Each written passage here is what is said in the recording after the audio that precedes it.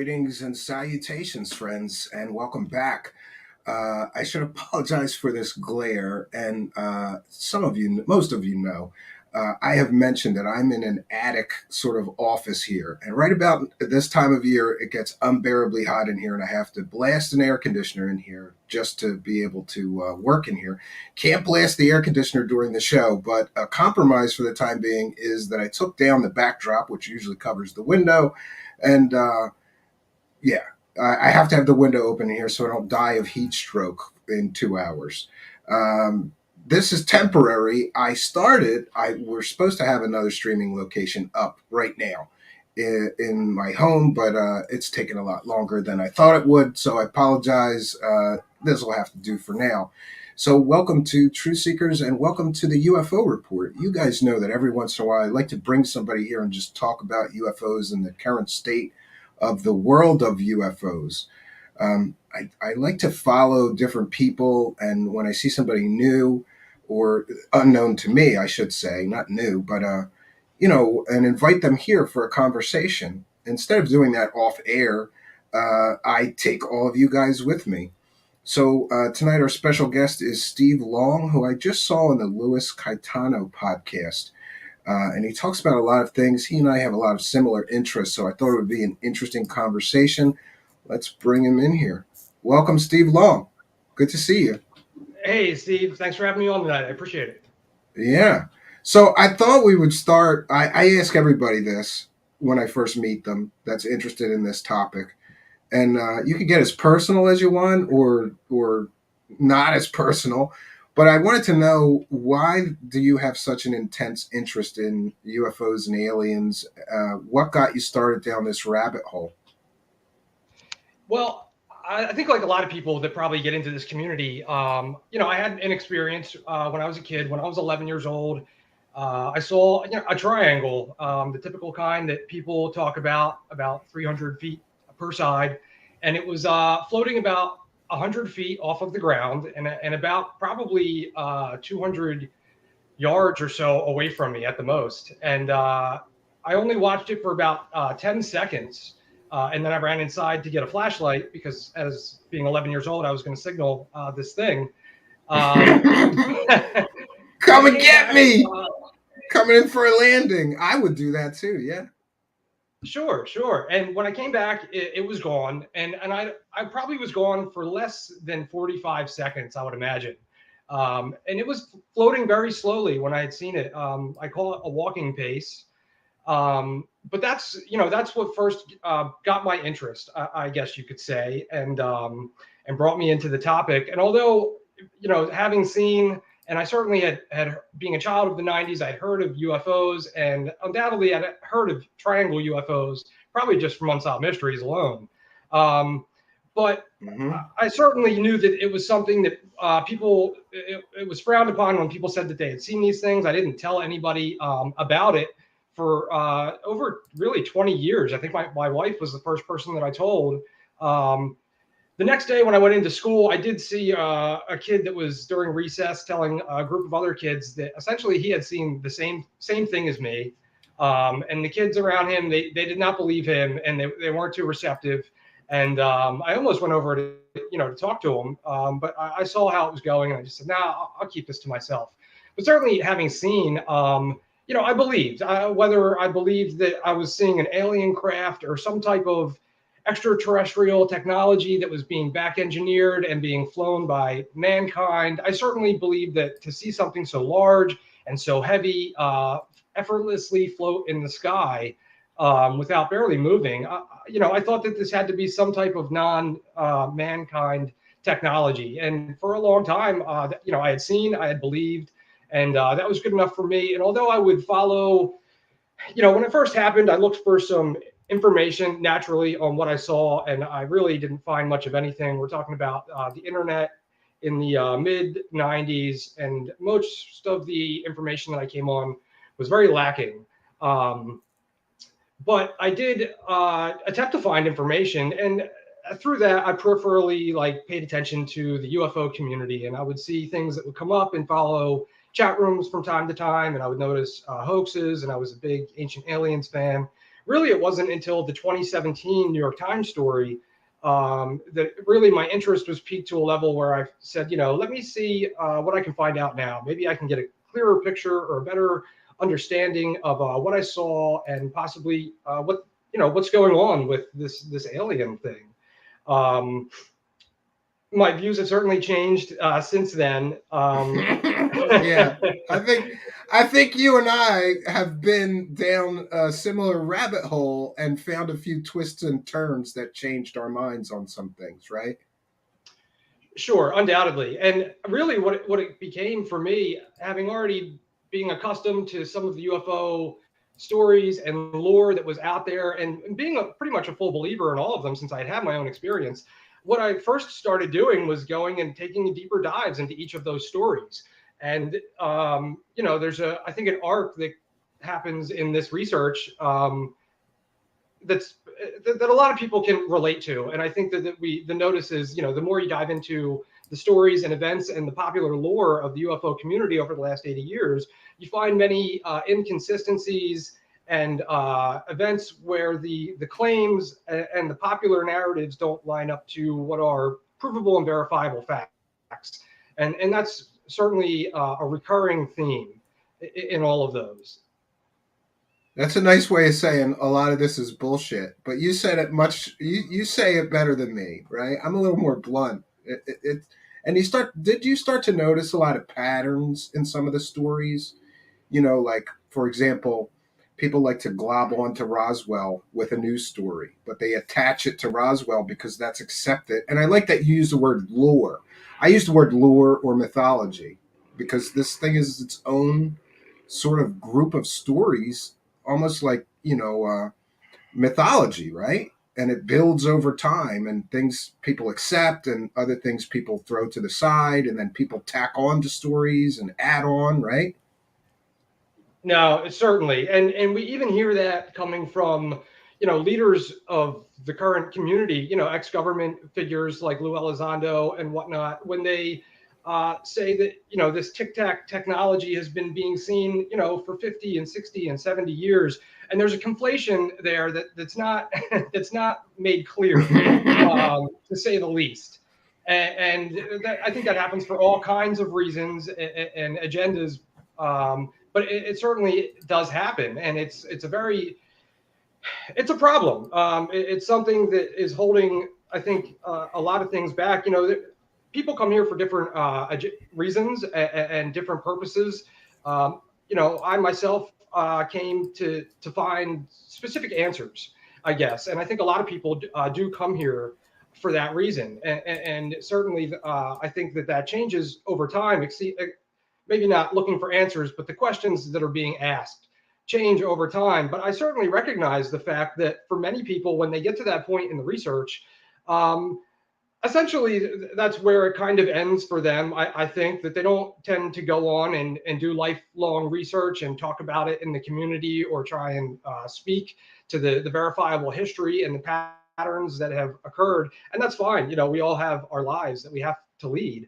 But I think that it leaves the community vulnerable when many are newcomers, so to speak, or those that are not so initiated in doing years or even just months of solid research on these things. And that might not be why they're here.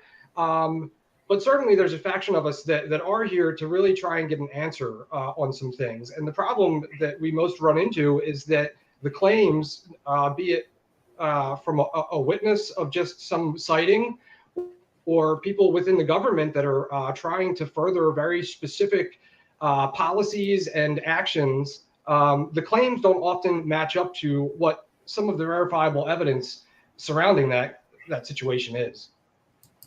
Yeah, I have found the same thing, and it's also, there was a point where when I was new to sort of looking into these stories and these conspiracy land characters, I had no idea the level of like fakery, fraudery, and bullshittery. Like if I saw somebody do a UFO lecture and they said I was a Navy SEAL, I believed them because I assumed that like the conference organizer, somebody would look into them and vet them before letting them get on a stage and tell these stories.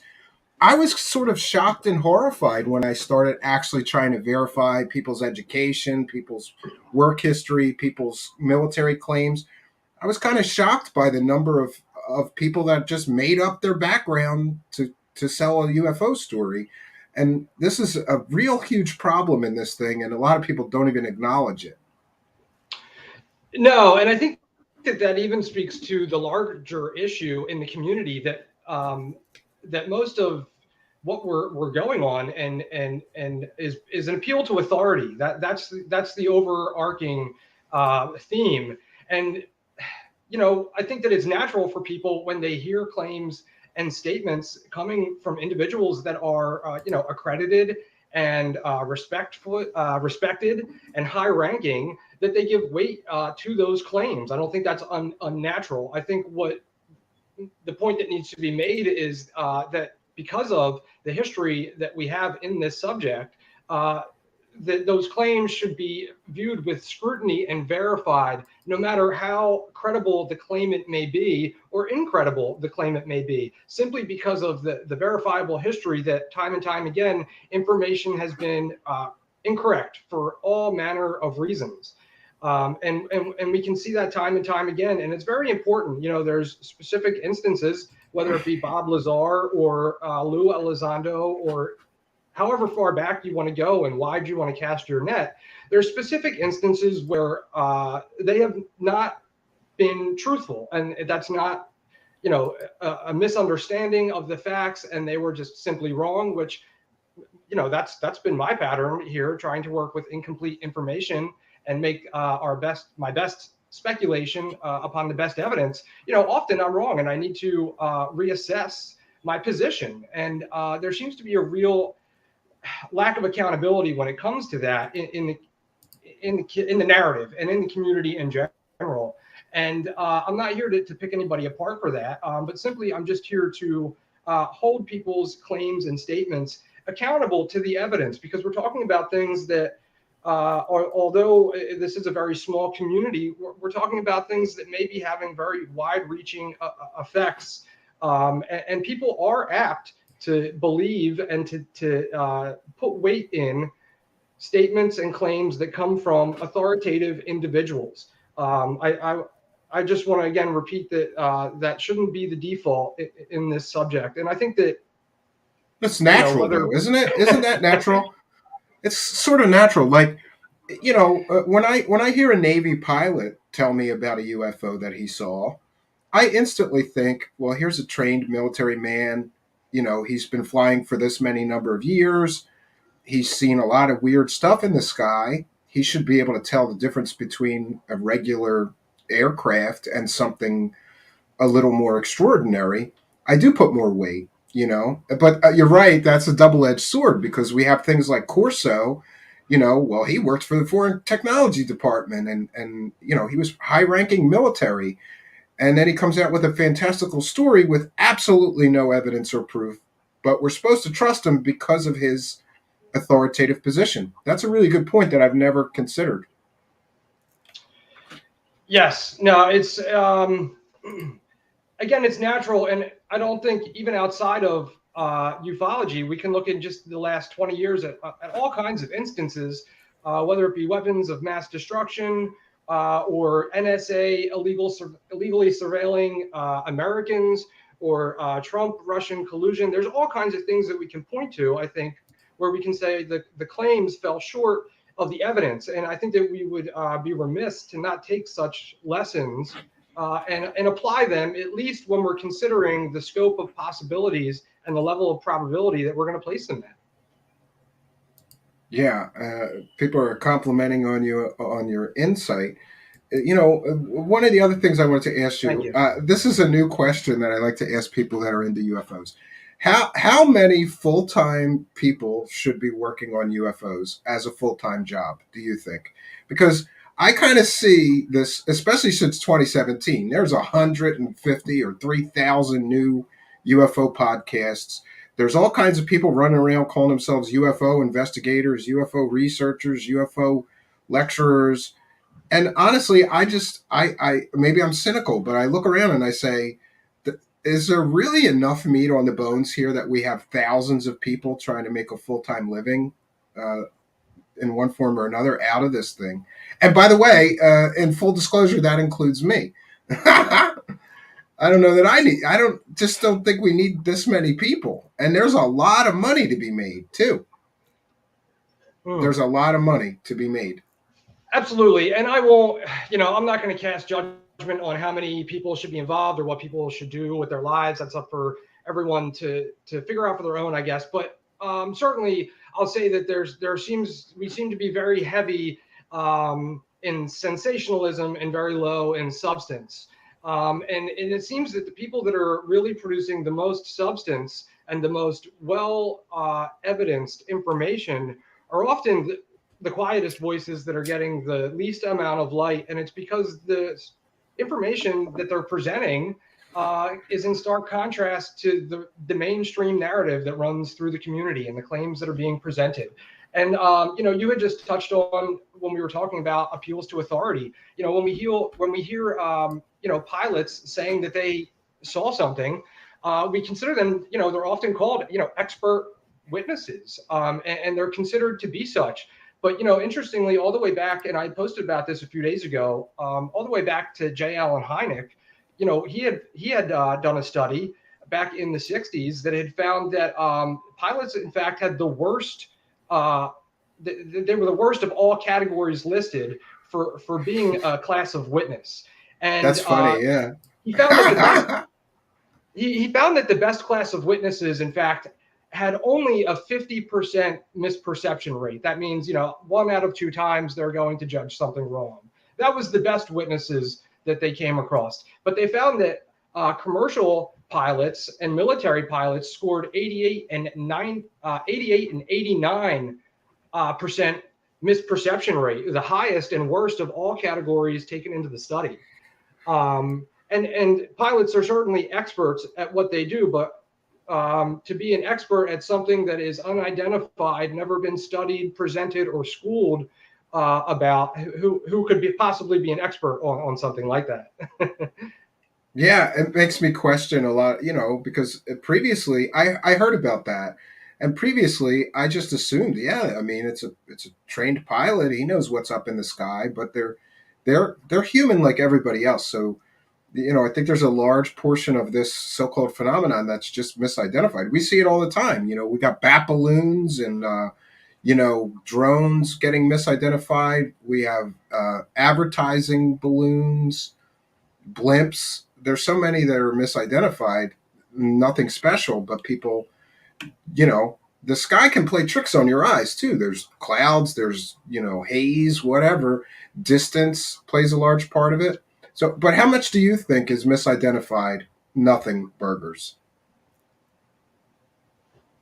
Well, I don't know how much, but a large percentage, and I would wager to say that the military and the intelligence community feels the same way. The actions that they're going through the last few years and the hearings that are coming up. I mean, these things are very much defined as problems of safety and information collection and assessment. That's exactly what they're being called in plain language. Yeah, well, that's pretty interesting. Now, as far as your sighting, did you do any research into some of the black projects like stealth blimps and other things? And now that so much time has passed and you've had an opportunity to study sort of the mythology and the folklore and try to find more information, have you come to any conclusions about what it is that you saw? Do you lean more towards alien technology or more towards a secret government project or? I did. Again, as part of the 2017 story and my hardcore emergence into researching the topic, yeah, triangles is a big part of what I like to research, obviously because of my sighting. And my views have certainly changed since I started doing that. And again, this was a very slow-moving, floating thing. But when I saw it, it was something that I felt was a very solid object. It was just solid. And again, I now think that this is probably some type of lighter than air dirigible. And that's what I was seeing that day. And there's all kinds of things that play into me thinking that one of the things when I had my sighting, there was actually a red light on the back corner on the side of the triangle. And it was just a regular red light bulb like you see on an aircraft or an airplane, just FAA style red light. The interesting thing that I found out later when I did my research is that that light was on the right-hand side, the starboard side of the craft that was facing me. And FAA regulations are very clear that red lights are not supposed to be on the right side. They're either on the left or the top and bottom of the craft. So I thought that was interesting that there was a non-FAA pattern light on this object. But as I did deeper research, I found that there's all kinds of things that we can point to in patents and papers in the white world of Hmm. all kinds of interesting dirigible blimp-like technologies. And I think that in the jet age and in the space age, people think that probably blimps are old technology. And I don't think that it's realized how integral they are to the aerospace industry and used in all kinds of ways. And a lot of times I share some stuff about an interesting study I found. This was a NIDS study that was done in the early 2000s, Robert Bigelow's NIDS group. And I point this out, although I tell everybody to take it with a grain of salt, and it's just something to point to for interest for people that are interested in black triangles. But they did a study in the early 2000s. They started in earnest in 2000 after the Illinois black triangle sighting. And they did a world or a countrywide study on black triangles for 2 years, cross-sectioning all kinds of information. And essentially at the end of it, including patents and witness reports and all kinds of things, locations of military bases. And again, this is just something interesting to look at as a study. But at the end, they concluded that the black triangles actually were lighter than air dirigibles that used an electrostatic motor of some kind and were used by the Air Force, the Air Materiel Command. And those are very specific conclusions to come to. That happened in 2002. 2 years later, NIDS retracted that study and the conclusion without any reason why and disbanded essentially in 2004, just weeks later. But it's an interesting study to look at because it presents a possibility, at least a possible answer for what some of these triangles could be based upon non physics breaking technology, just a regular every old day technology that's very old, that's applied in different ways with different new technology. And I thought that was something that was very, very interesting. Yeah, I myself have looked at some of the, especially when they talk about the size of the craft and that it was silent. This could be explained by a lighter than aircraft that was powered by something like electrogravitics, just or that ion wind just shooting out the back to make it move slowly and silently. But I think that people go straight to the alien explanation far too quickly, you know, Absolutely. because And it's look funny at because once some of these things look like something otherworldly, you know. No, and some of them are very, very large, and even much larger than the 300-foot per side triangle that I saw. But I think something that's interesting is, when I first came across that and opened my mind to the possibility that what I saw could have been some type of blimp technology.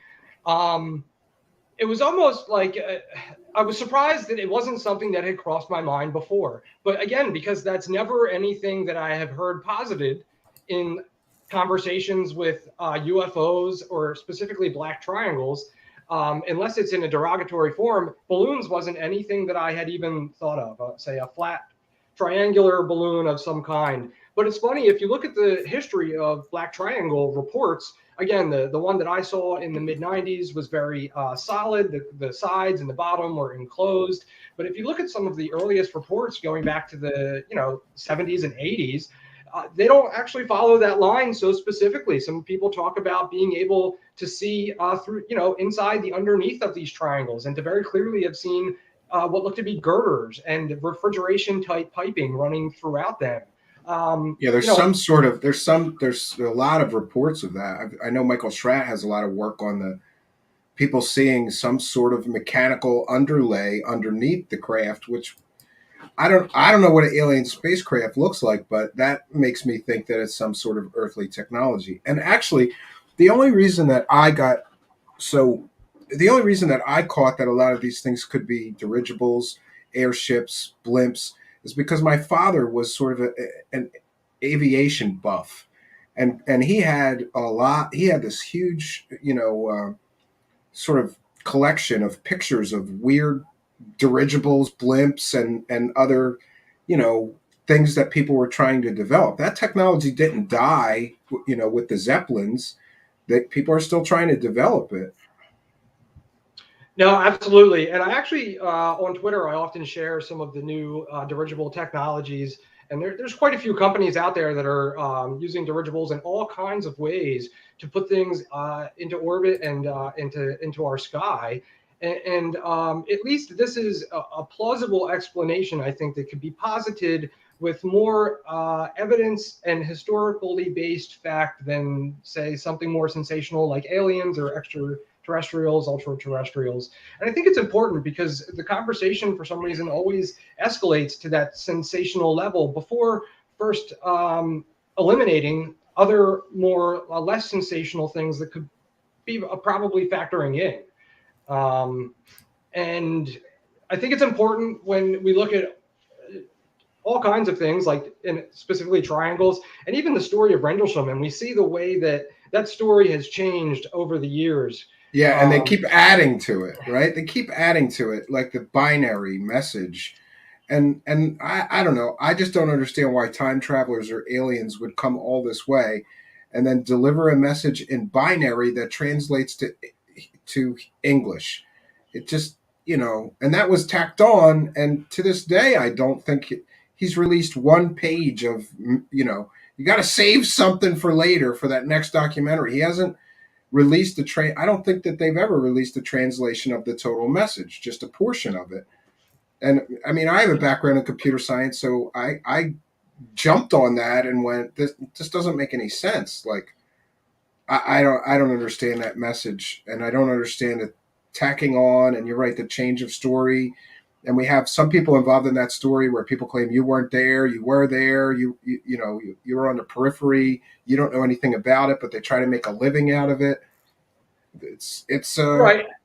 And I think that that's a great representation of ufology cases in general. And, when that binary was released, it was during the, 30th anniversary of the Rendleshams. There was books coming out about it. People are certainly capitalizing on these things and their stories. And the provable fact is that their stories change and are altered, and even to the point with people like John Burroughs, who haven't perhaps been so varying in their story. But even now, he came out with a new book just a year ago that talks about the story in a whole kind of different manner, including possible, secret weapons that could have been being used that night.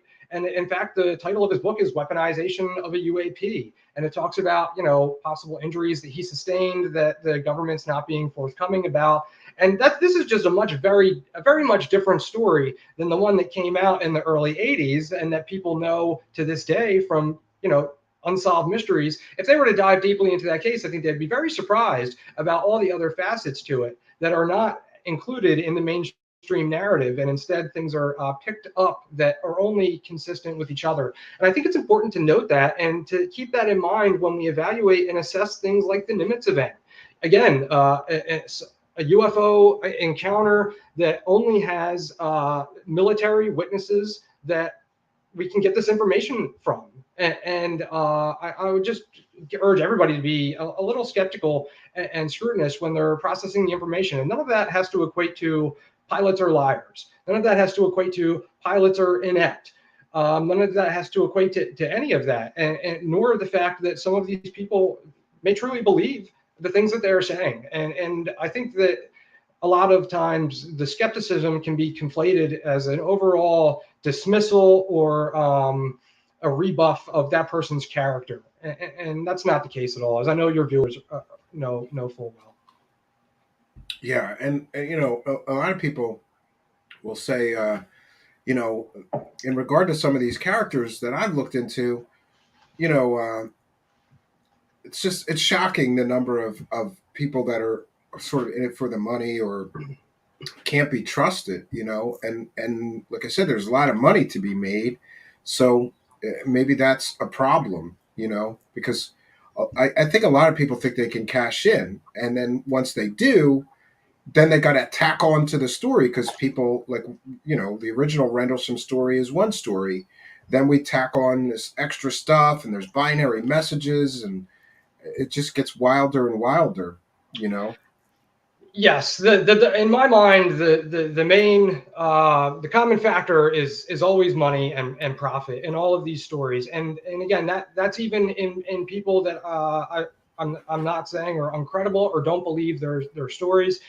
This is very much a monetary thing, and for instance, when we talk about somebody like Lou Elizondo, that's completely ignored or excused.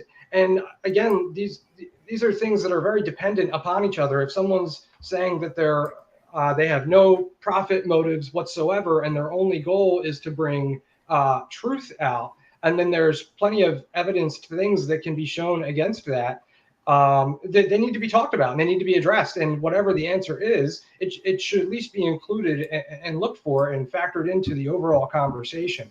Yeah, I think and that in regard, Has a good quote.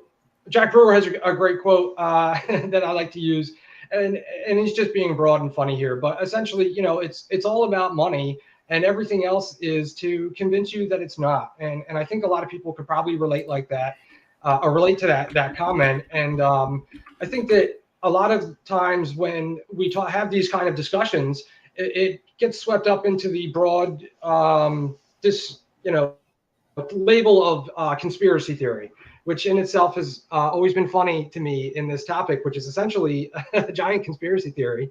And again, even for sure, yeah, absolutely, for sure, yeah. or But even just to say in that regard this, to, I'm sorry, in regard to Elizondo, you're right. He's like, oh, I don't want a penny from you. And then he sent a letter to the Pentagon complaining because they're not verifying his stories, that he's going to have a hard time making a living for him and his family. So it's almost as if he's scolding them, like, you're not confirming my UFO stories. And because of that, I'm going to have a hard time making a living for my family. And the other thing is, it seems like he's tried to cash in every chance that he got. He certainly cashed in with TTSA. They paid him while they were screwing all the investors out of their money. And then we have this Phenom AI non. And who owns that? I looked into that. And actually, that business, this Phenom AI non, sort of database website, it was registered to a law firm in Sheridan, Wyoming, which was the same law firm that registered Skyfort. And I've looked it up, and it's like a shitty LLC office above a church, and it's about 30-minute drive from Lou's home, and it's the closest attorney, I think, to Lou's home. So I guess Elizondo owns that. But the problem is that that state that he lives in, it's a registered agent state. In other words, you're allowed to hide who the owner of the company is, who the owner of the LLC. But from my looking into it, it seems pretty clear that he's one of the owners, or he's heavily involved in it. He's been promoting it. And of course, that's a for-profit site. That's extremely problematic, because people are finding in the terms and conditions, if you upload anything to that site, they own it and you lose all your rights. So it just seems like a lot of shady stuff going on. And of course, the money aspect as well.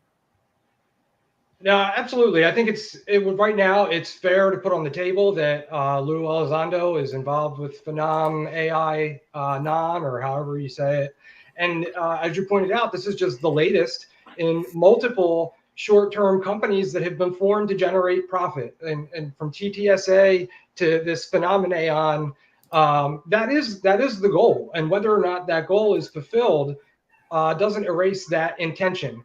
And I don't think that just because people are looking to make a profit, that somehow destroys their credibility or takes away from what they claim to be doing. But if all kinds of other things take away from their credibility and do not Yeah. mesh with the story that they're giving, that has to be taken into effect. And like you said, Elizondo, is one of many people who often claim that, the United States, their secrecy, the government secrecy, is itself an admission or an affirmation of their assertions and claims, and that is very, very far from the truth. And Yeah, government absence of evidence is never evidence to me. I hate when people do that. They're like, well, why wouldn't they? Why? Of course they're covering this up because we can't find any records about it. Doesn't mean they're. It's that Men in Black, that shadowy organization. You know, uh, People are having a laugh about the Felon Five right now. And I just want to thank Lou from UCR for releasing private text messages where my name was mentioned and there was a discussion about felons in ufology because all week long this week I've had to answer all these emails and messages. No, I'm not a felon. I have zero criminal record.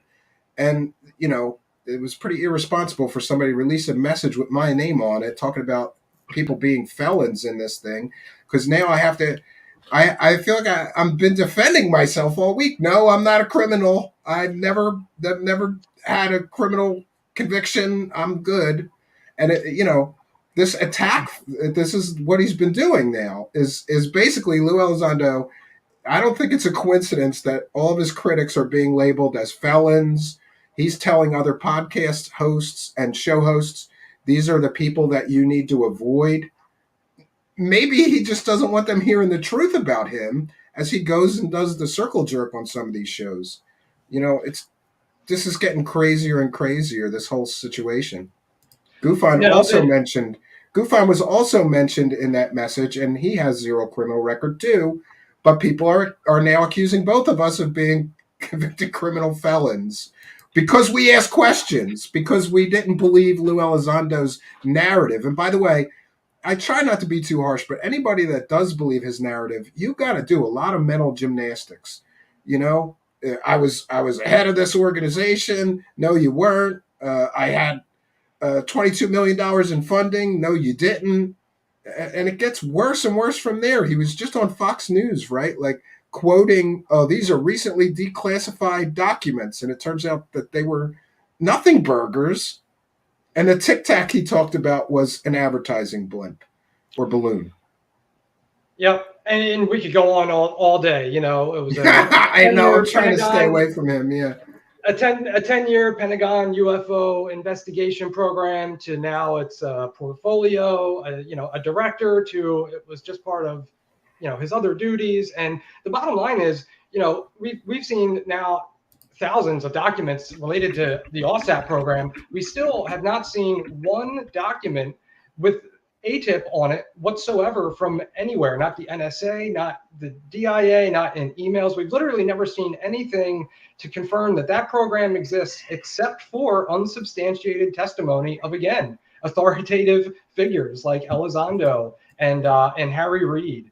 And, the conversation about what Lou Elizondo is doing in private messages with people who influence the community opinion and talk about what's going on, that's certainly important, and that's a discussion that has to be I think meted out Absolutely. and understood.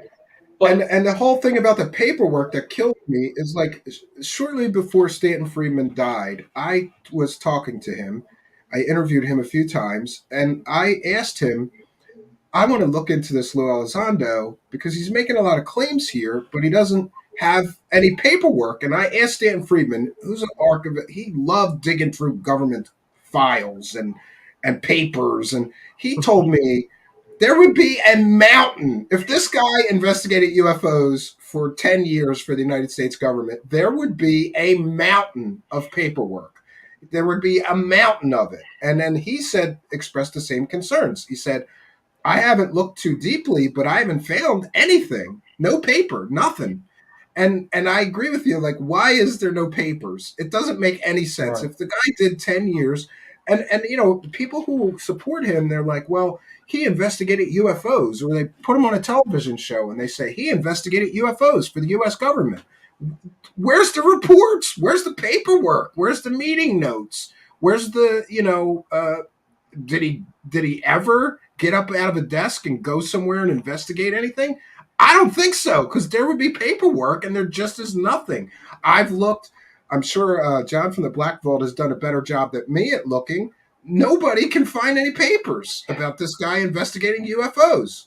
And more importantly, and people can use the excuse that, or put for a reason of that the government is hiding it and obfuscating it, and it's The a Men big in cover up. Black, yeah. And that's fine, but that's been the story for 80 years. So for a lot of people, I think we have a hard time seeing that Elizondo would come into a community that's had such a history of obfuscation and hoaxes and claims of government cover-up, and give a story like that he was the director of a 10-year UFO program called ATIP, without being prepared to validate that with one piece of solid, unambiguous evidence to support his story.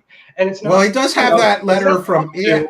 he does have that letter from Harry Reid, who was close to death and one of his friends. So, Again, and an again, there's no accountability for Harry Reid. We can't pick up the phone and go, Harry Reid, you said this. Can we see some backup or some evidence that your claims are correct about him? Or is this whole thing, as many people have suggested, that Lou Elizondo had some totally unrelated job, but him and his buddies in the Pentagon were interested in UFOs, so maybe they looked into some things, looked for some documents, videos, paperwork on it, but it wasn't an official program because it had no funding. So it was basically, I think, it was a bunch of guys that worked at the Pentagon and as a hobby in their spare time, they looked into UFOs a little bit inside the Pentagon. But that and saying I ran a program that investigated UFOs for 10 years, it's just it's too different. If it was close with him, I'd give him a pass. Like what if they came out and they said, well, first he was involved, then he ran it, but they didn't really do too much or whatever. If we got some semblance of truth out of them and all of the ambiguity, like you said, he did run the program. He didn't run it. He had no assigned responsibilities. Then he's filing AG reports and he wants them investigated for not backing up his claims because he can't make a living for him and his family. It's crazy.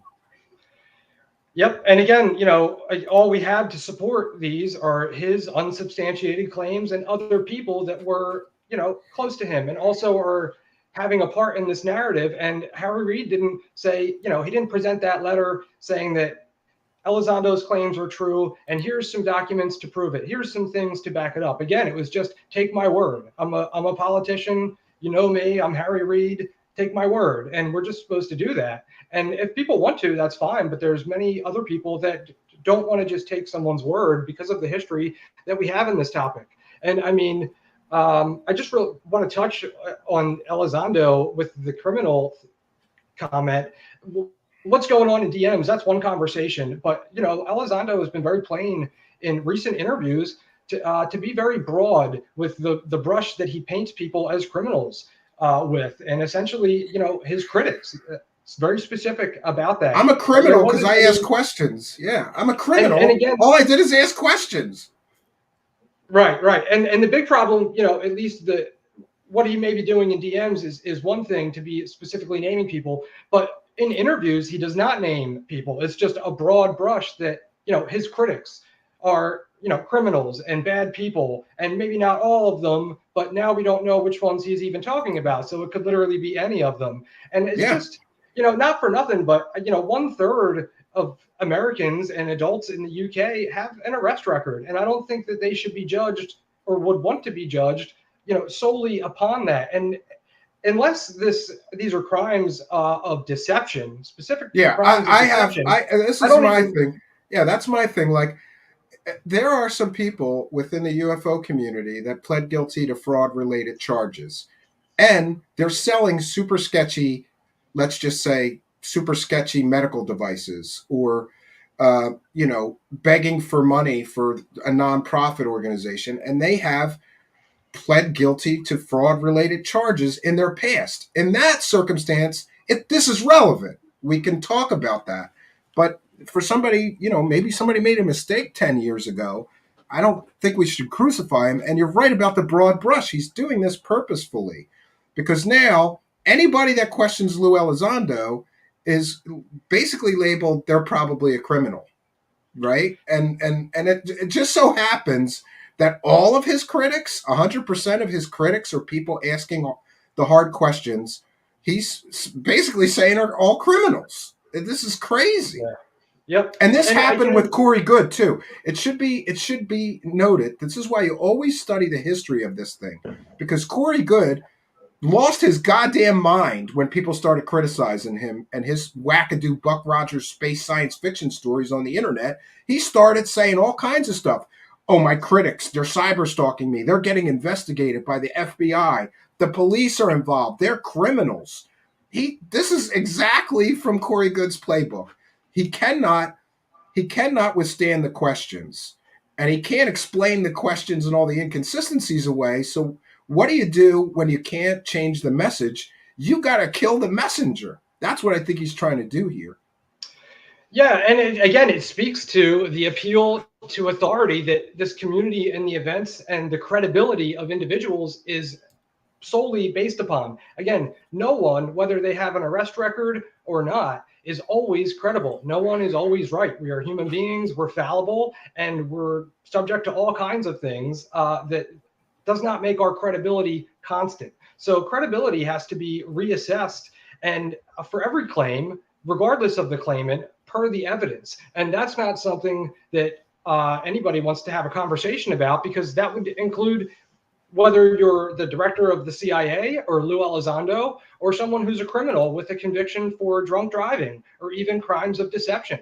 Again, if someone has a crime of deception, that's a red flag that you would want to be very scrutinous. But we have a long evidenced history of instances where these appeals to authority were just flat wrong for all kinds of reasons. And that's why, I get back to the point where credibility is just, it's not constant. No one's always credible. Whether they're a reporter or a president or just an average Joe, they have to be held to the evidence. And if someone's saying that, they walked out to the garage and got their rake, yeah, I'm probably not going to verify that. But when we're starting to talk about very extreme sensational claims, like we're being visited, people are being affected, abducted, medically affected, and we're now having congressional hearings and possibly spending lots of taxpayer money in the next 10 years based upon this narrative. I think these are things that need to be looked at with scrutiny, as we don't have any evidence of any of those claims ever being true in 80 years. Yeah, I absolutely agree with you. And I also want to ask you, because I don't know you very well, so I don't care if you agree with me or not, but I have long said that there's a lot of show hosts that are compromised and they're in on the game. And we just saw evidence of this, of a show host saying, "Use me like a tool." And that was, to me, I don't know why that guy released that text message. Like, that paints him as somebody who's just willing to play along.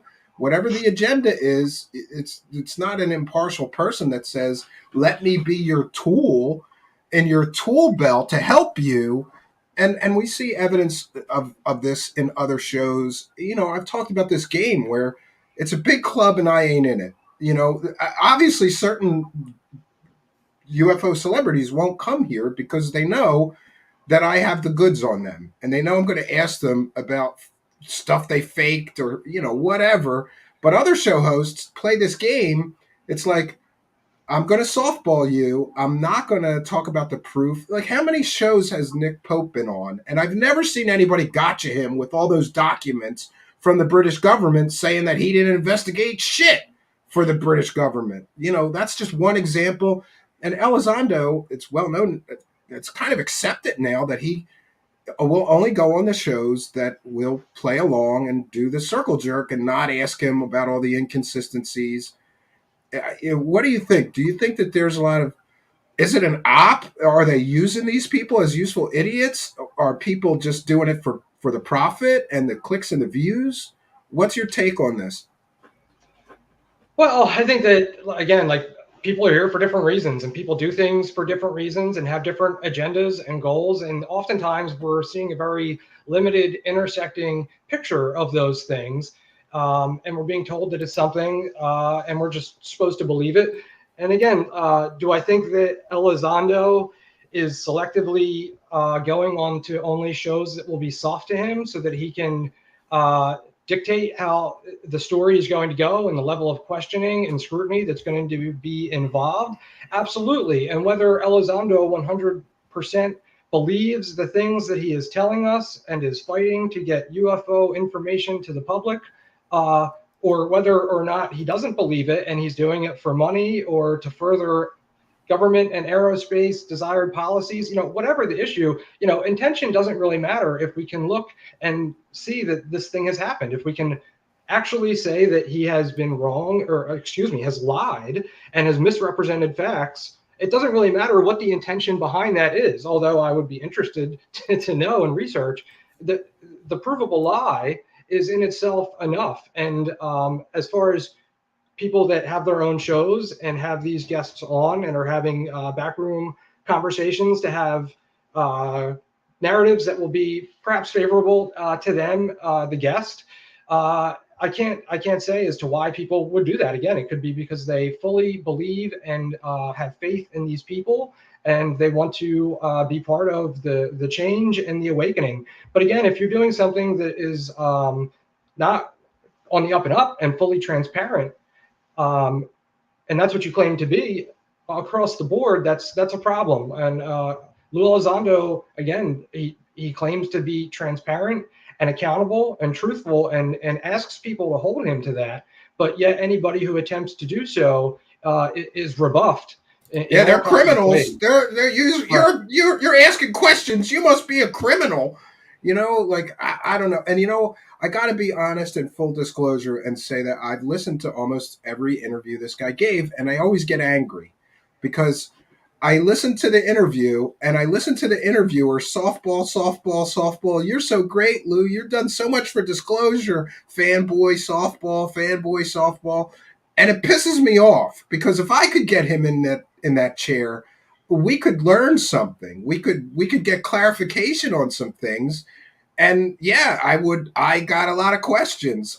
Nobody's ever asked him about Guantanamo Bay. And by the way, he didn't just work at Guantanamo Bay. He worked at that section of Guantanamo Bay that got hit with all those human rights violations. I think somebody should ask him, what did you do at Guantanamo Bay? And were you a part of all those human rights violations? Nobody does that. Why doesn't anybody ask him, where's the spaceship you and Tom DeLonge promised investors? How much money did you make at TTSA while the investors were getting screwed out of every dime they put in? And nobody asks these questions. And I get angry. Every time I hear him being interviewed, I get pissed off because I feel like, congratulations, you useful idiot dummy. You just wasted the opportunity for us to get some clarification and hold this guy accountable for his past claims, right? No, absolutely. And you said it before, he won't go on shows that are going to do that. And we've seen when curveballs are thrown by people like Rather Be Squidding about his sock puppets, we've seen the reaction that he gives. And it's not one of transparency and accountability. It's one of come on, Steve. Come on, Steve. What if I said your mother was a hooker, Steve? What if I said your mother was a hooker?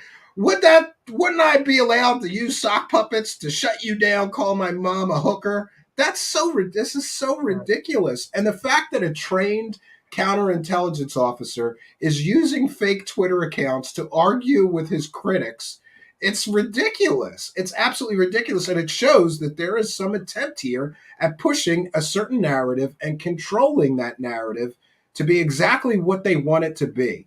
It's perception management. And this is something that all intelligence officers are trained in, I'm sure including him. But I just think for an intelligence officer, he's kind of stupid. Pardon my, my opinion, because he keeps getting caught with his pants down here looking like a fool. And we're just supposed to forget that and move on. And all the softballers don't bring it up. It's crazy. And you're right. One question, I asked for his tax returns through Kurt from Theories of Everything, and he got all pissed off, and everybody attacked me saying that wouldn't prove anything. And he didn't want to give his tax returns, though. And there's a reason that he doesn't want to release his tax returns. No, absolutely. And again, the tax return is one thing, but at least, to come out with that sensational of a claim to claim that you were director of the Pentagon's UFO investigation for 10 years and to not be able to evidence that whatsoever, yet alone after 5 years, with all the other issues, that presents a problem. And when you look at the result of, and again, intention and result don't have to be the same thing, but if you look at the result of what's happened since Elizondo and Chris Mellon and others have come and promoted this activism to further various legislative actions, we haven't seen that information has become more publicly available. We haven't seen more of a disclosure. In fact, the information has become more highly classified, more highly centralized. And the direct result of these actions is to further the desired information collection, assessment, and compartmentalization policies desired by the intelligence community. And I don't know if Elizondo is furthering their policies in that manner, or if he's unrelated to that. But that is the direct result that we're seeing, and that comes directly from people that are putting in the FOIAs, that are usually giving us the good information. Keith Basterfield and Mark Ciccone and John Greenwald, and these people are telling us that the information has only become harder to come by. Dave Betty, Yeah. it's getting very deep. Brought up the Nimitz story.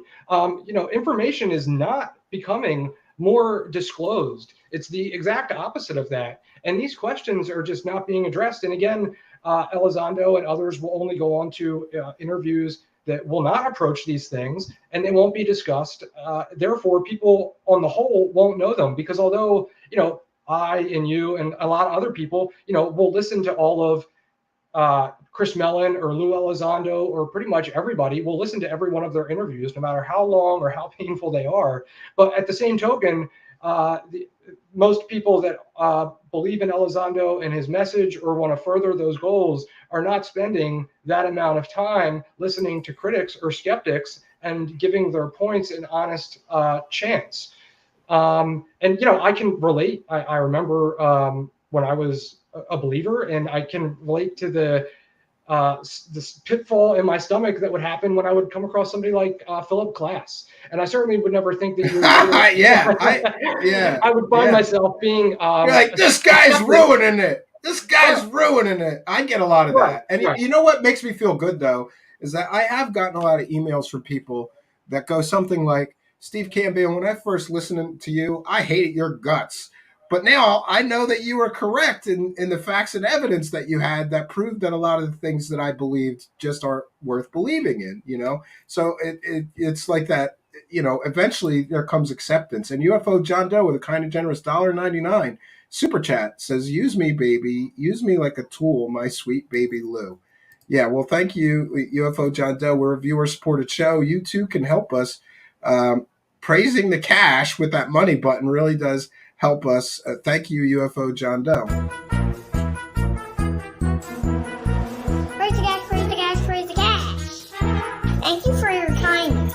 Thank you for your generosity. Praise the cash, praise the cash, praise the cash.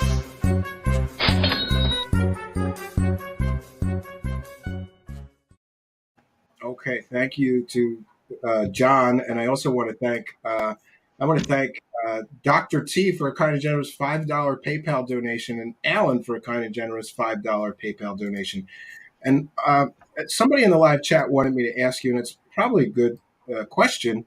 We have this hearing coming up, and I've noticed something, and it's this cycle of hopium.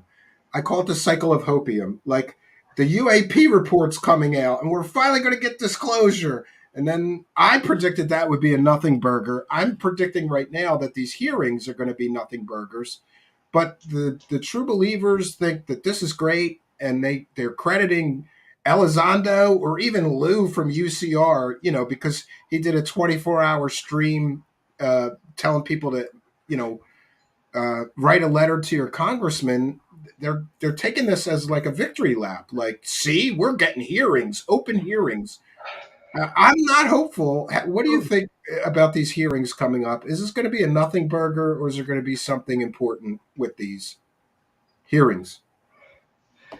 Well, I mean, I'm admittedly ambivalent to the point of cynical, I guess, about the hearings. I wouldn't say that they're going to be a nothing burger. Undoubtedly, people are going to say things and make comments and statements, and there will be things to research. And I'm excited to watch it. And as somebody that's been into UFOs for a long time, certainly this is a historical moment, whether right or wrong or what the intentions are. And it's nice to be able to be here for that. But yeah, I guess I call it like managed disappointment. Like that's what it always is, no matter what the result is.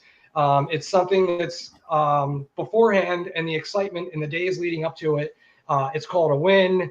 And then after that, there's all kinds of measured talk about the shortcomings and how it's only a step, on the road to still some yet to be defined disclosure. And people continue to rally behind it. And the congressional interest. Again, if we look at what's been happening and the result of past actions over the last year or two, some of which the community was called as a whole to call into their Congress and support, the end result of that is not disclosure. It's the tightening of information.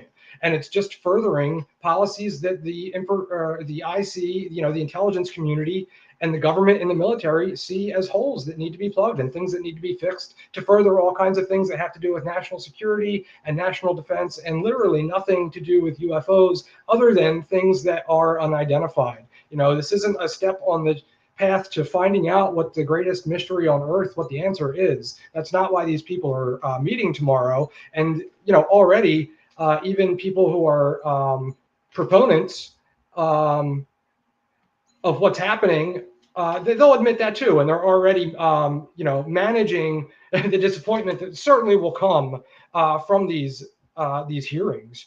But there's all kinds of things that factor into these hearings and things that are going to happen. And I shared something that was from the 1956 book, The Report on Unidentified Flying Objects, from Edward Ruppelt. Yeah, I saw that. I like that. I like that very much. I'm going to try to find it here we'll share it. Yeah. Great find. I love finding good nuggets from old 50s and 60s books. It makes me happy. Like, cause usually when you find something from a book that old, nobody else has seen that or heard it. So, well, actually, the interesting thing was the excerpt that I shared was not in the published version of the book, but it was found after his in the notes, later in his notes, right, in the draft notes. And actually, Robert Glazell did a recent article that I found that in. But I thought it was interesting because it highlights the exact problem that we have when we talk about trying to get answers, information, or even expecting that we will from the government and from our military. And you can see right there, essentially, he said, not so long ago that nobody knows why, the government established a policy not to comment on anything that is written or said by private citizens. People can make fantastic claims with a relatively high degree of immunity to being exposed or answered to.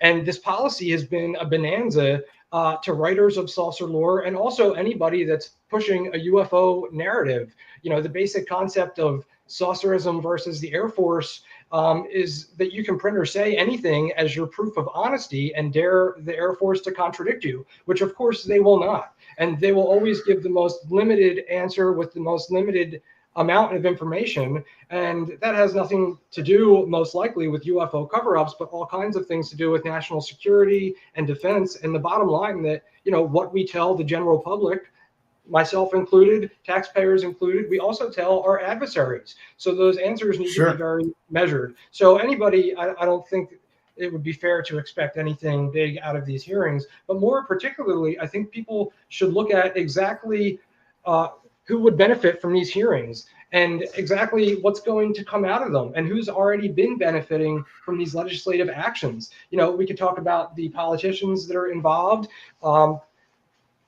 possibly just for publicity. And again, like the congressional interest itself doesn't really have to represent anything other than riding a public interest for all that it's worth, and there's all kinds of funding that will possibly be made available, maybe in the trillions of dollars over the next decade, as a direct result of these actions that are being implemented right now. There's all kinds of aerospace companies and all kinds Yeah. of entities that stand to gain a profit from the government contracts that will come from these actions.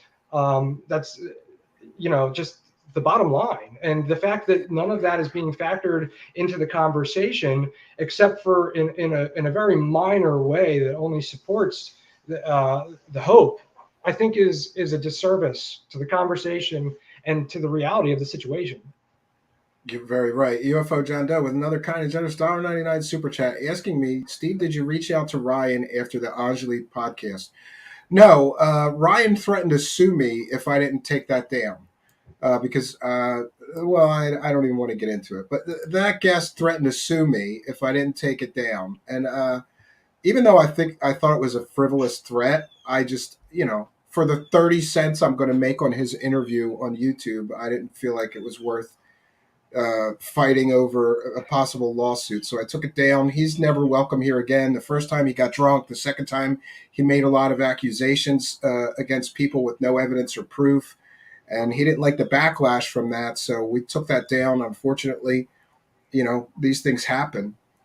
So yeah, people are saying it's the first open hearings in, 60 or 80 years or whatever. But what do we get from the last hearing? Nothing. Like I see this cycle of hopium. That's what I call it, where something's coming up, and all the pro, this is definitely aliens disclosure people start pumping it up. They start making all these claims about what's going to happen or what's going to be revealed to us, and endless speculation. And I agree with you though that there may be some things that are dropped that we can then investigate. Maybe something worth investigating. But it seems to me that there's just a money machine, and you're right about that as well. The military-industrial complex stands to gain a huge amount of money because if people start asking too many questions about these UFOs, they're going to have to upgrade things. So they're going to need better radar systems, better sensors. And there's a whole industry of people who do that. So there's funding for that. There's going to be funding for, I guess, some form of investigators within the Pentagon. There's going to be funding for training, I suppose, because now we're going to have to train our pilots and other military personnel to make these reports as accurately as possible. There's a money train involved here. Absolutely. And I think that there's also a necessity that's happened with the ubiquitous rise of drones over the last 10 years and the threat that it's posed to national security in all kinds of ways, that I think that the policies that are being enacted and the holes that need to be filled can be evidenced and described in all kinds of ways that don't have to do with anything non-human, and that the government seems to be very concerned about the fact that even very non-high-tech things that don't cost very much are posing threats to our security and the security of our bases and our training grounds. One of them's a quadcopter, like a Walmart level quadcopter is suddenly a big, huge problem for an aircraft carrier. I mean, I have been looking into something called drone swarms, and those are concerning because if you had just a drone that had enough payload capacity to take some high explosives on it, and you flew 300 of them into a ship, that could be a new form of 21st century terrorist threat. That's certainly worth looking into. But the fact, I'm a little bit disappointed that our governments, I thought they had better equipment. I thought they had better sensors. You don't know when you're looking at a Walmart quadcopter that anybody could go buy for $99 at Walmart. That is concerning to me. Well, I think one thing, and that's a great point, and if we think about even just drones, one of the many facets of this conversation, if we think about just drones and we think about the policy of the military since the end of Blue Book, and that they really weren't interested in having people report what they saw and the things that were happening that they considered to be UFOs. the military and the government is now taking a 180 on that, and that could be explained simply by the problem that drones present, and the fact that drones don't even have to be carrying weapons or explosives to pose a problem to the security of our military. There's all kinds of electronic information that can be collected simply by having a very cheap quadcopter or drone pinging or intercepting and involving itself with that information. Just surveillance and cameras. It could be simply to see how we respond to these threats, so that next time our adversaries can get around them. And if they want to address all these things, they certainly aren't going to be able to do it by having all military personnel being afraid to report anything that they see and can't identify, because they're going to be afraid to have negative consequences from that. Again, I think a lot of the actions that are taking place can be explained with very worldly problems and worldly technologies. They're just not allowed to enter the conversation usually. Yeah, I want to thank Lord Ludicrous Plaid for a kind and generous $4.99 super chat. Says awesome conversation and show tonight. Well, I'm glad I could take you with me there, and thank you for your kindness, your generosity, and your support.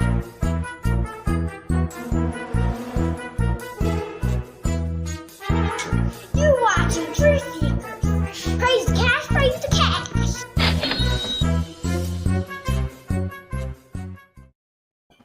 Thank you, Lord Ludicrous, and all of our kind and generous supporters of the show. Yeah, so I don't want to keep you too long here, and I don't know what else to ask you. I would like to know what are you going to be focusing on? Because I know that you are really digging deep into some stuff and the history. I love the history. I love the contactees. I got all those books. We're just getting. I somehow got involved in this Billy Meyer case, which is an old hokey ass. It's a whole circus. And by the way, tonight at midnight, I'm debuting here on the Truth Seekers channel my monologue about the Billy Meyer case and Michael Horn and getting off that crazy train. But what is it that you're going to be focused on, looking into?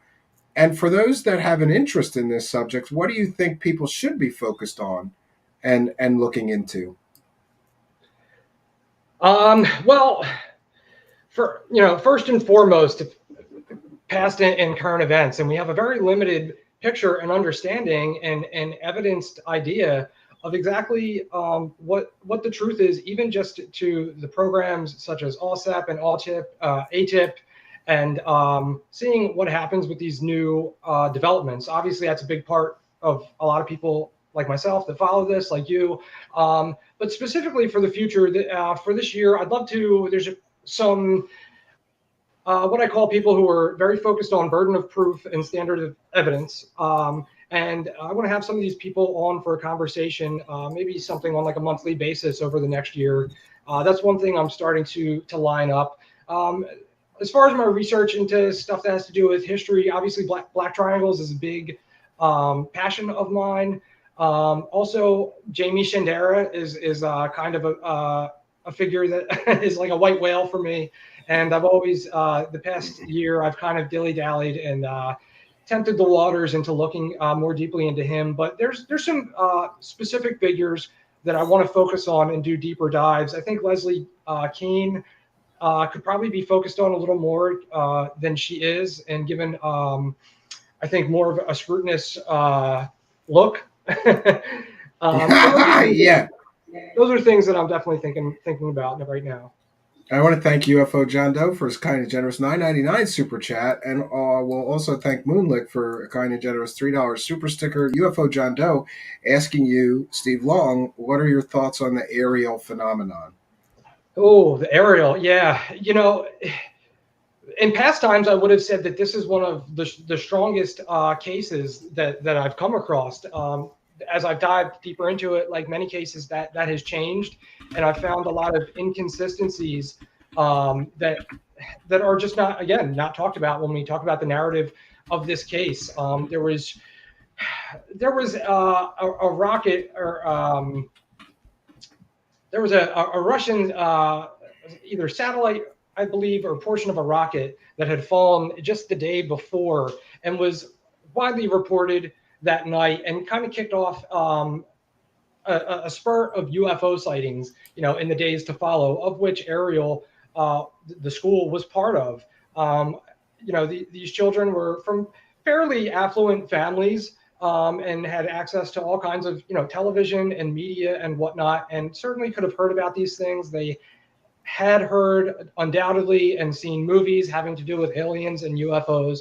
But more specifically, when we look at the events of the case, most of the children present did not report seeing anything there that day. It was a small percentage of the children there. And more importantly, John Mack didn't just go down there right away. There was 2 months of time before he got involved in the case.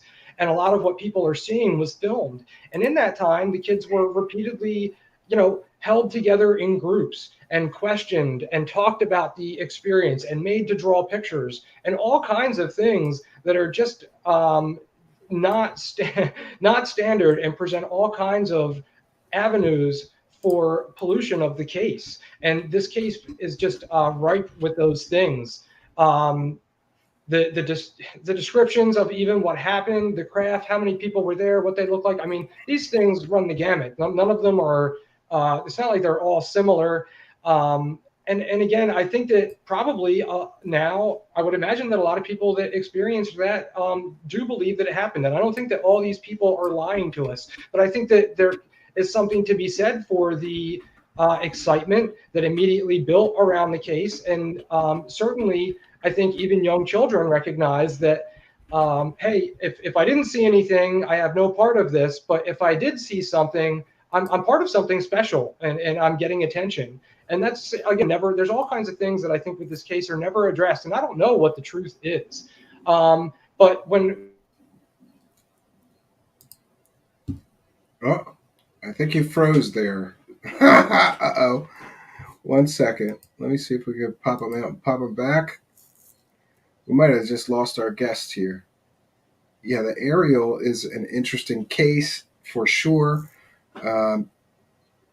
I have been interested in that for a while, and intrigued by the fact that, let's pop him out of here till we see if we can reconnect. I have been interested and intrigued by that case since since many of those children have been re-interviewed years later, and as adults, they stand by their story. Oh, there we go. We got you back. Sorry about that. My computer battery just died. Oh, that'll do it. Yeah. Well, we're going to wrap things up, I suppose. I do appreciate you doing this, and I hope you won't be a stranger. We're going to be doing a panel show, which I'd like to invite you to, and I could talk to you about off air. But insofar as the Ariel case, though, did you know that John Mack was there a few weeks, I think, before that event for some kind of UFO conference? And I think that maybe some of the children might have been on media that there was this big UFO conference there or near there. I've always been suspect of the fact that you're right. It's only a few of the children out of 100 or whatever that were in the playground that saw these things. Why didn't everybody see it? Which doesn't make sense to me.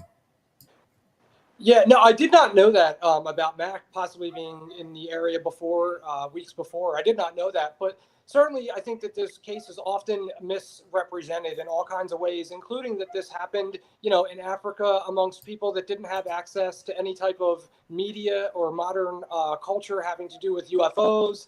And again, Charlie Weiser, I see she's here tonight, but she's done a lot of great work, I think, on Absolutely. the case. Yeah. But there's all kinds of reasons, I think, for valid skepticism. And again, none of this is to say that people are outright lying. And even me, I had a sighting that I, now talk about, but I have to include in the possibilities, the things that are probable. I have to include that sighting didn't happen, that I'm surely, no matter how well I've tried to remember that event, I am misremembering things that happened. So I can understand why people would have disparate testimony as to what happened. But also, it's quite possible that that never happened, that I'm remembering something that's imagined. I don't think that's the case. But to be fair and to be diligent, I have to allow that that is a possibility. And again, it's just everything's talked about very black or white and without nuance. And it doesn't service truth or progress when that happens. Yeah, absolutely. So I'm sure that some people may want to catch up with you. Can you tell our viewers how they can contact you or follow more of your journey? I know you're on Twitter it's at UAP, or I'm sorry, one second. I don't want to give the wrong. Yeah, Yeah, it's at UAP or SAP on Twitter. Is there anywhere else that people can find you? Or I think that our chat room mods shared a playlist of you. I think doing different interviews. I know you just did one with Louis Caetano, right?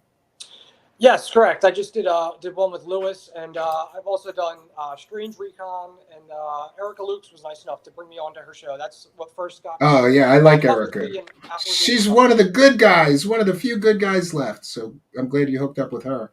No, I have a lot of respect for Erica and for the fact that she is willing to lay bare her vulnerabilities and the fact that we're not always right about this subject, and I've been wrong, and I'll certainly be wrong again, and that's why it's so important to hold everything to a burden of proof and not just on belief or what you feel is correct. But if people want to reach me, yeah, they can find me on Twitter at UAP or SAP. Or they can email me at UAP or SAP at Gmail. And they can also find my YouTube channel through my Twitter. But yeah, thanks again for having me tonight, Steve. Yeah, and I'm sorry, I'm a terrible show host, but after the show, I will get your YouTube channel, and it will be in the description of this video, so that people can go subscribe and find you more easily on YouTube. But I really appreciate you doing this. You're going to have to come back, and we're going to have to find things that we disagree on 100%, because you and I are really maybe too close on the same page with many of these things. But I'd like to see what we disagree on. That would be an interesting talk as well. Sure, Steve. Anytime. I'd be honored to. Okay. Well, I'm going to throw you on out of here. Thank you very much for your participation. I'd really appreciate it. All right, friends. So there we go. If you're just joining us, I had to explain. I had to take the backdrop down because it's 120 degrees in here. We're moving to a new streaming setup within my household here. Unfortunately for me, I thought it was going to take a couple of days to clear all the junk out of the room that I'll be moving to, but that didn't work out. There is kid toys. There's these big ride-on toys they're going to find a place to put. But also, I am a hoarder of parts. Okay, I am addicted to. I can't throw out a computer part. Video card from 1992. I might need that someday. Power adapter from something broken. I might need that. There is boxes. My wife hates this about me, but there is. When we moved, I threw them all in there. There's just boxes and boxes full of old computer parts, and I don't know what all is in there. Wires, cables, all kinds of parts. There's electronics parts. There's robot parts and computer parts, and I got to go through all of this stuff, or I just got to start throwing it out by the box because I haven't needed any of that stuff in the 3 years we have lived here. Probably don't need it. Yeah. Matthew Riot says, still got a 1200 baud modem. I found a box in there, Matthew Riot, with, get this, I don't know why I still have it, but I've got 300 baud modems, a bunch of 1200 and 2400, and about 5 57.6 modems, all in a box, just in case I ever need a modem again someday, Matthew Riot, right? I'm never going to need this stuff. In order to get the new streaming setup done, I'm really just going to have to just throw this shit out. I don't need it, right?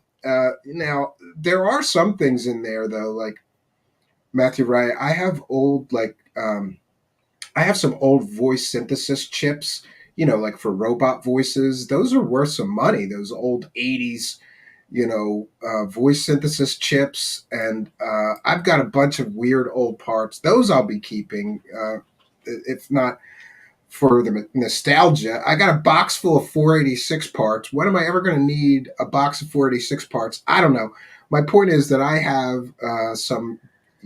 Maybe that's what it is with me. It's like someday I may need that. What if I want to build a vintage PC to play old games on? I'm going to need those parts, right? Uh, yeah. 1 second. Let me explain that. Joe K, here's what I've been doing. Patreon is $1 or more a month, and you get all of the Patreon benefits. The becoming a member here on YouTube gets you certain other perks, and that's $5. But what I'm telling people is if you become a member here on YouTube, just email me at truthseekershow@gmail.com, and I will send you the Patreon benefits every month as well. That's what we're trying to do for all the members. I'm getting an email list together. So in other words, if you're not on Patreon and you become a member here for $5, you don't need to do both. Either become a Patreon member or become a member here for the $5. You get a little more when you become a member, because if you become a member here, you get these additional YouTube perks and priority this, and you get a badge that says you're a member, and we recognize people and take those questions or comments first. And also you get the Patreon benefits. So we're putting together this email list. And in other words, every time I post a video or anything to Patreon, a song, I'm going to send that link out onto the members' email list as well. So you get the Patreon benefits with your YouTube membership. And this month, I'm going to do a Patreon only stream the last day of the month. Going forward from now on, the last day of the month, we're going to do a Patreon only stream. But I always feel terrible about putting anything behind a paywall, even though it's only $1 a month. So the normal rules apply, and that is, if you're having a tough time, I haven't given this speech in a while, but listen, if you really like the show here and you're having a tough time and you can't afford the Patreon or the membership or send us any money, relax. There's other ways that you can help us for the show here besides throwing a couple of bucks in our hat. So if you're experiencing a tough time, don't have the money, but you'd really like those benefits, just email me at truthseekershow@gmail.com. I keep a list of people that are just fans of the show and maybe don't have a buck or two or whatever. Don't tell me, the specifics. Just send me an email and write in there, I'd like the Patreon benefits, having a tough time or something like that. And I would be happy to forward those along. We don't really want to put things behind a paywall here. Even though it's only $1 for the Patreon, it's $5 for the membership. But, this keeps the show going. It pays the show bills. And it keeps me pushing forward with this thing. So it really does help. But like I said, I don't want a couple of dollars to come between you and those extras. We just do Patreon, and the members just gets some extra content, extra goodies. Like I said, if you're having a rough time, just email me at truthseekers@gmail.com. Truthseekershow. I'm sorry. Let me put that up here. Truthseekershow@gmail.com. If you're having a tough time, don't let a couple of dollars get between you and those extra goodies. There's other ways you can support the show, which is what I always say, which is that you could comment, subscribe, and share these videos. And if you're listening in audio podcast land, we appreciate you and we're glad you're there, but you're missing half the fun. If you're listening in audio podcast land, you're missing the live shows and the audience interaction. So go on over to YouTube, put Truth Seekers, one word, in the YouTube search bar. You'll see me, the weird guy with the sunglasses. And once you do, click that and smash the subscribe button, hit that notification bell, and you too can come here and be a part of our live tapings. All of the podcasts are recorded live here on YouTube, Facebook Live, and Twitter, and we welcome you to be a part of that. I love the audience interaction. It's not just a live show here. And I should say, don't just listen to the show. Don't just watch the show. Come here. Come in the live chat. We have a lot of interesting people. Oh, I got blurry like Bigfoot. There we go. We have a lot of interesting people here, and you would probably enjoy the live chats. Also, going forward, we have a Discord server, and I had a viewer today asked me, why can't you do Discord chats after every live show? Certainly, I'm willing to do that. So after every live show, go on over to our Discord and we can continue the conversation there. There you go. Thank you, UFO John Doe, with your kind and generous $9.99 super chat. Very generous folks out there all around the world helping us to praise the cash, friends. Praise the cash, praise the cash, praise the cash.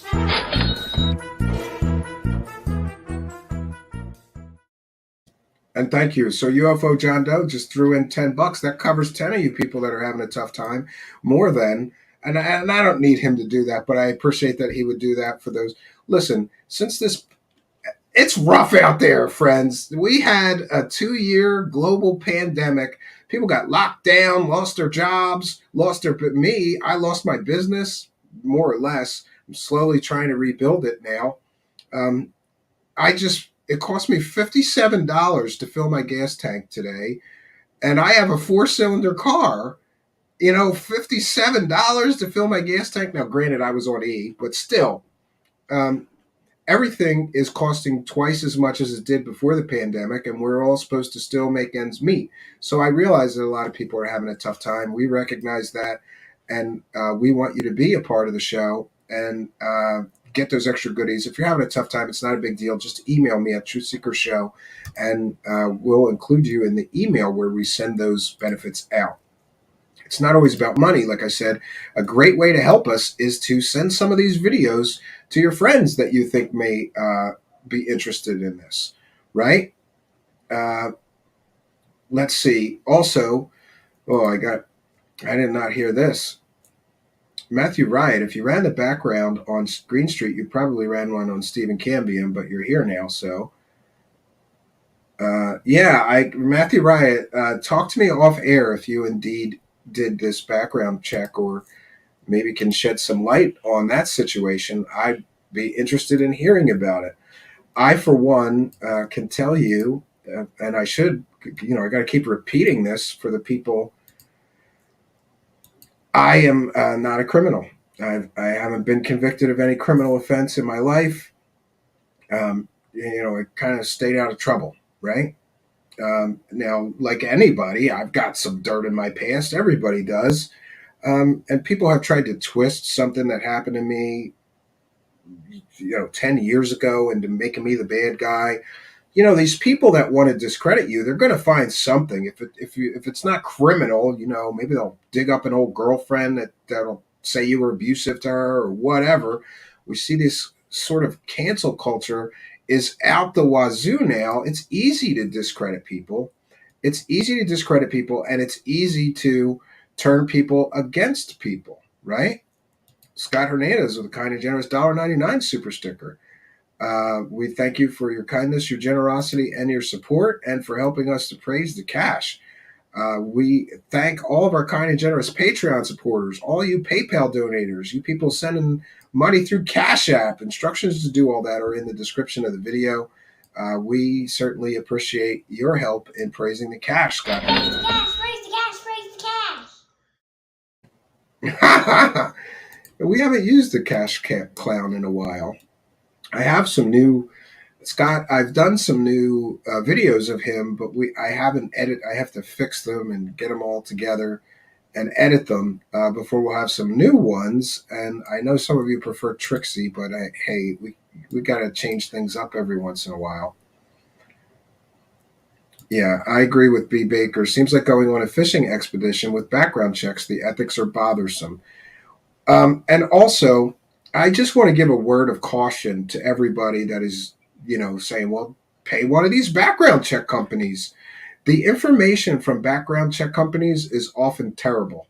They conflate different people into one report. I got burnt myself in a situation where, I thought somebody had all these criminal convictions. It turns out it wasn't him, but somebody with the same name as him. You got to check the birth dates. You got to check, it's very problematic for somebody to, for example, pay $40 for a background check on somebody and then run on the internet and say, see, that guy's a criminal. What I would caution anybody is if you do that background check, they're $40 or $50 on the internet, you got to find more sources. So once you get the background check, if it says somebody is a criminal, you better call the court that criminal case was resolved in and verify that person's name, date of birth, whatever you can to make sure that that information in the background check is accurate. I'm not supporting or defending anybody's past criminal activity. However, I just want to caution everybody that those paid background checks, there's tons of them on the internet. Go look up, background check, a Google background check. You'll find hundreds of companies that will give you a report on somebody. And I used some of those. I thought the one I was using was reputable, but it turns out that they conflate two different people into one report. And you're looking at this thinking that this person is the scum of the earth. But it turns out it was somebody with a name similar to him that's the scum of the earth, not him. So you just have to be careful. And especially when you're going to call some, reveal information about somebody, Yeah, Matthew, good point. Someone claiming a dude who has been a Mormon most of his life is a criminal, it seems to be the quickest route to prove or disprove that statement. Well, just because somebody's religious doesn't mean that they're not a criminal. I grew up Catholic. I knew a lot of Catholics that ended up in prison, but you're right. It's something doesn't seem right about this entire thing, Matthew Riot. And by the way, long time no see, Matthew Riot. Good to see you in the live chat. He hasn't been here in a long time, but he liked the guest tonight. So I guess I did something right tonight. We got Matthew Riot back in the live chat. Mark D. Truthseeker says, we run checks for truckers, and it's pretty damn accurate, but relies on us collecting identifications and permissions. Yeah, well, it's different. If you've got somebody's social security number, Mark D. Truthseeker, then you're sure that the information, you can check that. Like, is this the guy's social? But these background check companies don't include a social. Usually you have to rely on name, address, and date of birth. Kate Schneider says, I remember QBs were using those sites to pull up fake arrest records on celebrities. Yeah, that was a whole big thing. And they would go on a live stream, Kate Schneider, like Sherlock Holmes, like, I got the dirt on Tom Hanks. And it was some guy in Oklahoma named Tom Hanks, not the actual famous Tom Hanks that was a pedophile or something. It's just, I just am, look, and the other thing is, I would not want to wrongly accuse somebody of being a criminal. So for me, I'm going to be very cautious about anything like that going forward. I mean, and the other thing is it relevant? For example, if somebody pled guilty to a fraud-related offense and then they're selling fake information, I think it's relevant to talk about that. They're selling fake stories. They're selling fake alien information that's not true. And they have pled guilty to a fraud in their criminal past, then I think it's relevant. But just because somebody asks inconvenient questions to Lou Elizondo, maybe some people who are asking questions had some kind of, problem with an arrest in their past. It doesn't automatically, I guess I would take each situation on a case-by-case basis, right? But to go throwing around terms like wife beater when it's not, I would never do what this Lou from UCR did. In fact, I think he handled it extremely poorly. If an anonymous person came to me, or not anonymous, let's say if any of you, a show viewer came to me and I was having a guest, we'll just use Goofon for an example. If Goofon was coming here and one of my viewers said, ask him if he beats women or was arrested for beating women, I would say, I would ask that person, do you have evidence that this is true? I'm not just going to ask, because even asking that question is throwing shade on that person. What I would have done in this situation with that Lou from UCR was in is he knew that that was a question people wanted asked before his interview.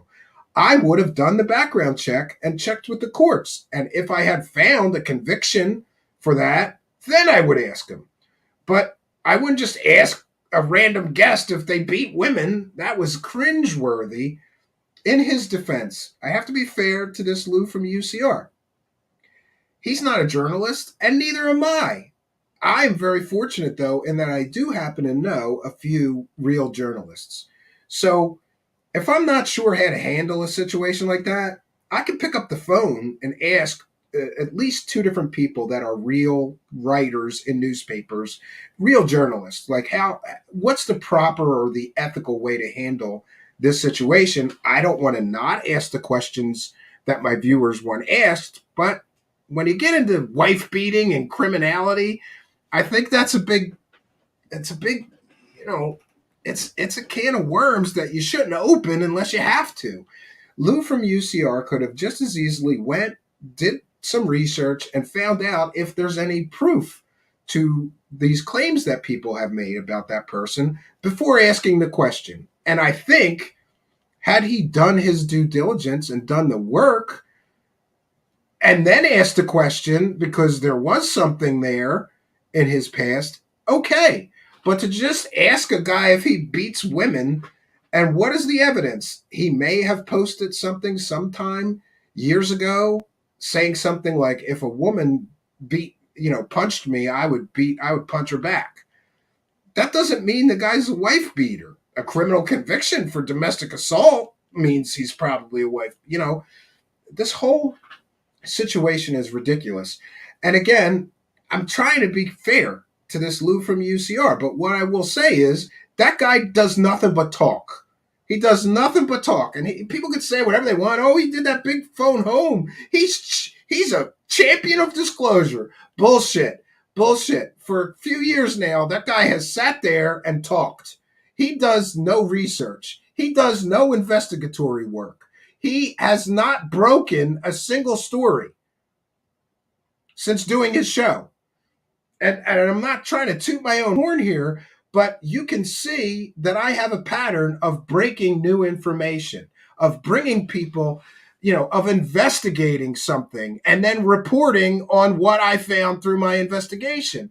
And again, not to throw shade on this guy, but he does nothing but sit there and talk. Talk's not going to help. How many hours of this guy talking and not doing anything is an audience going to withstand?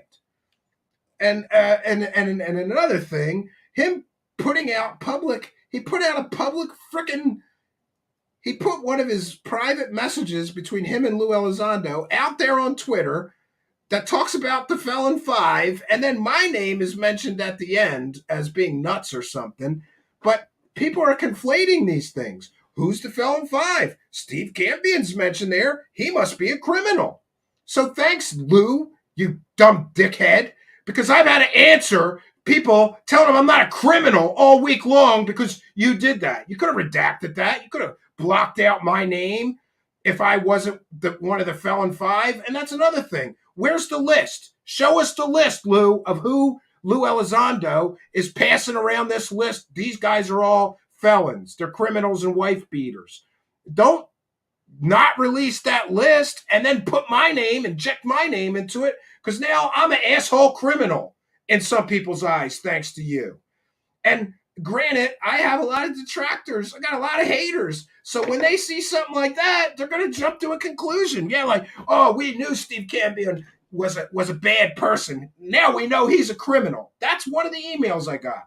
I knew you were a bad person, Steve Campion. I knew you were a piece of shit. And now I know that you're a criminal, thanks to Lou Jimenez, whatever his name is, from Unidentified Celebrity Ass Licker Show. Thanks. That was really great of you to do that.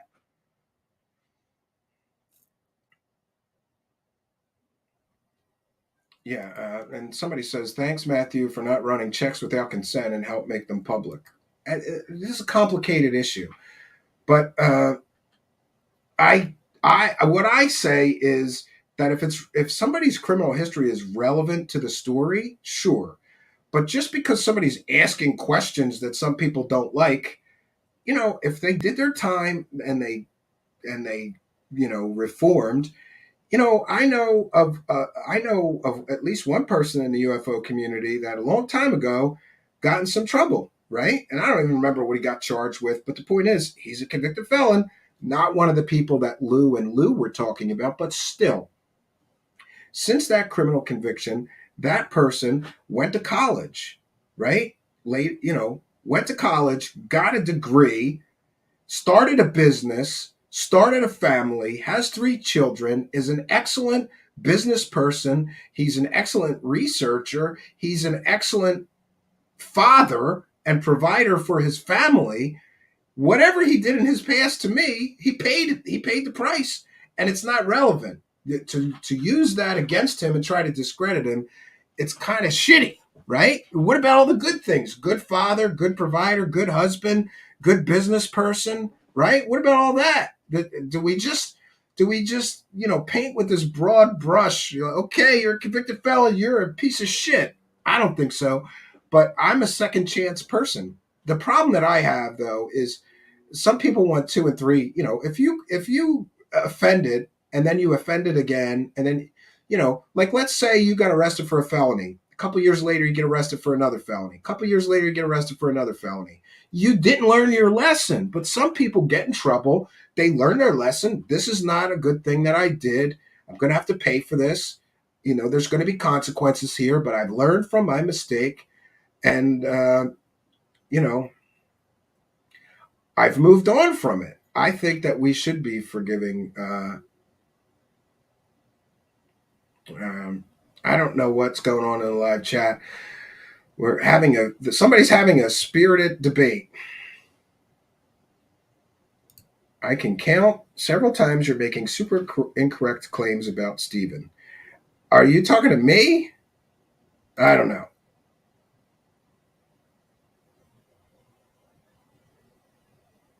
Yeah, so there's confusion then.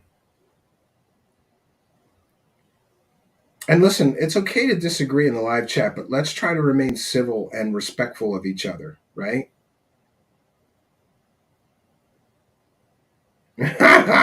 UFO John Doe says, Oprah GIF, you're a felon, and you're a felon, and you're a felon. Yeah. And isn't it a coincidence? Isn't it a coincidence that all of Lou Elizondo's critics or detractors or people asking him hard questions are suddenly criminals? Right? I don't know. I don't know. I think it's a little more than a coincidence that suddenly there's this broad brush and all of Lou Elizondo's critics are being painted as criminals and wife beaters, right? I'm surprised they didn't pull out the pedo thing, right? Or Nazi. You're a Nazi. You're a pedophile with no proof or evidence, So this is where we're at, and this is where we find ourselves. I am going to bounce on out of here, friends. It's been a long day for me. I apologize for this wonky setup, but I have to have this window open or I'll die in here. It's about probably 90 or more, 95 degrees in here right now. I anticipate having the new streaming set up sometime next week. In the meantime, we're just going to roll with the punches. I almost did just take off. Like, I'm just not going to do a live show until I get this new setup done. But I remembered that I had this interview pre-scheduled. I didn't want to cancel. We're just going to roll with the punches. I'm going to do a show from my yard if I have to. I got a fire pit. It'll be nice. We'll have a fireside chat. Whatever I have to do for the next week or so until the new studio is up and broadcasting, that's what we're going to do. That's what we do here. Roll with the punches. And that's all I can do. So, until next time, friends, I want to thank all you kind of generous benefactors. I want to thank all you people listening in audio podcast land. I want to thank our guest tonight, Steve Long. I want to thank our chat room moderators and lead moderator, Six of Design, of course, for taking care of the chat room. I want to thank each and every one of you for joining us. And I welcome you to join us again tomorrow night at 7 p.m. Actually, it might be a little later because you see, I think after I hear what this Lewis UFO celebrity ass licker review has to say, I may have some things to say. But I wanted to hold most of what I have to say about that situation until he has an opportunity to try to explain that drama-rama. Yeah. So that's where we're at, friends. yeah, I'm going to bounce on out of here. Got some more editing to do. Please do join us at midnight tonight. We'll be broadcasting here on the Truth Seeker channel my old monologue on the Billy Meyer case and Michael the Weasel Horn, and more tonight, midnight Eastern Standard Time. I'll be in the live chat, and of course, it's an older piece, but I think it's very relevant right now. And I hope you will enjoy it. So I'll be in the live chat at midnight tonight. Please do come and join us. One second. Let me just check in one last time with the live chat. Yes. Okay. So I'm going to bounce on out of here. I appreciate all of you for being here. No place I'd rather be. We'll be back tomorrow night, 7 p.m. Eastern Time, or I will make an announcement on my Twitter. Please follow me on Twitter. It's at Stephen Cambion. So until next time, friends, my name is Stephen Cambion. Good night and God bless all of you.